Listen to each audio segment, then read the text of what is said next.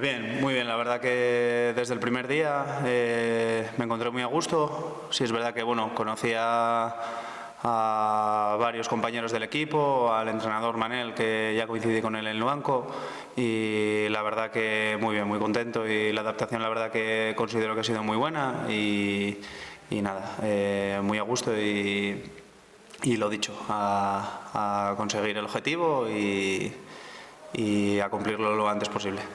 Bien, yo creo que ha sido buena y ya es verdad que después del partido te vas fastidiado porque creo, bajo mi punto de vista, que merecimos más.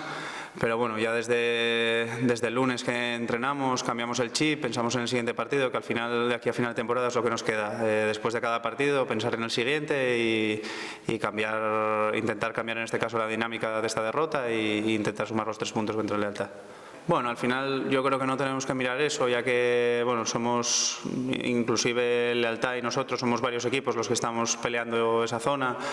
Entonces, bueno, quiero decir, da un poco igual contra el rival que nos enfrentemos, ya sea asturiano o no, esté en la parte alta o en la parte baja, que tenemos que tratar todos los partidos por igual y intentar de sacar los 3 puntos que nos darían la vida, la verdad.